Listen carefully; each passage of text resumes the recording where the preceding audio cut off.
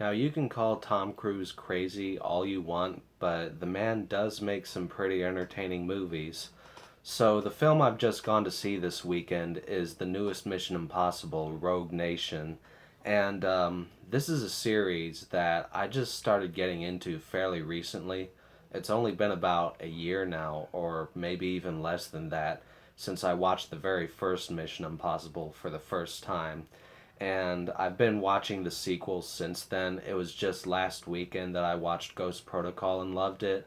And I even enjoyed the second movie as just kind of a guilty pleasure type of film, mainly for the overblown action scenes near the end. But getting into Rogue Nation, in this movie, Ethan Hunt essentially becomes a fugitive. He's running from the CIA, and at the same time, he's made it his mission to stop this syndicate from destroying the world. And along the way, he kind of steadily recruits his friends into helping him and working behind the CIA's back. And that's pretty much the storyline in a nutshell. So, yeah, the action in this movie was pretty damn awesome. Definitely the most controversial scene is the one in which Tom Cruise was hanging onto the side of an actual airplane, and that scene was definitely a lot of fun. I also love the scene where he's underwater. That was the most suspenseful in the entire movie. There was even a moment where I was wondering how the hell is he going to get out of this, and but easily my favorite action scene in the film was this big car chase sequence, which turned into a motorcycle chase. It was a great kind of combination of suspense, action, and comedy. That scene had some of the funniest moments in the entire movie. And as a whole, I would say that Rogue Nation is the funniest movie in the Mission Impossible series so far. Um, and a lot of people note that Simon Pegg is kind of the comic relief of this movie, which I think is fair to say. He does have the most frequent funny moments, but everyone brings some comedy to the film. Tom Cruise, Ving Rhames, Jeremy Renner all got a laugh out of me, and Alec Baldwin got a chuckle out of me near the end of the film. So it actually made a pretty decent comedy as well as a great action film. And the villain in the movie is pretty badass. He's very menacing. He has this really creepy way in which he talks that I love. And he's kind of Ethan Hunt's match in this film.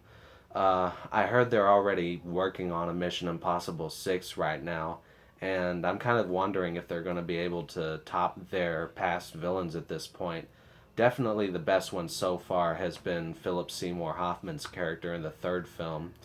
And I will admit, though, that this isn't a perfect movie. For one thing, you remember that beautiful woman from Ghost Protocol? Uh, Hang on a second, I actually forgot the actress's name. Pretty convenient that I had this sitting there. Freaking Paula Patton. She's not in this movie, and they pretty much pretend that she never even existed. But there is a newcomer in this movie, Rebecca Ferguson, who does make a pretty damn awesome distraction from the fact that the last female lead is missing. She kicks some serious ass in this movie, and she is a legitimate badass. Like, she's not one of those female characters who's just trying to be badass, where she's like holding a gun and acting all serious, but then she proves to be entirely useless. She does help move the plot forward just as much as everyone else here. Um, and another sort of imperfection with the movie is that you do have to suspend your disbeliefs at time. You do have to suspend your disbelief at times. There are a couple of moments in the film in which, in real life, the characters would not have survived, and even if they had, they would have been critically injured. Also, you know the old cliche where the hero is getting shot at, but the bad guys, for whatever reason, just have horrible aim. They have that in this movie, and in this case, the bad guys are wielding machine guns. So, yeah, again, it's not an absolutely perfect movie, But just as a summer blockbuster action movie, it's pretty damn solid, and I will be buying it when it comes out in stores for sure. So, if you like the Mission Impossible movies, I would definitely recommend giving it a shot. If you don't, then don't see it. Why would you? And it's interesting. I used to think that I didn't like spy movies, but this is like a pretty big year for that genre. Like, we've had Kingsman: The Secret Service, which I had nothing but good things to say about. I love the comedy Spy. They're coming out with a new Guy Ritchie movie this year called The Man from Uncle, which I want to go see now because it's Guy Ritchie.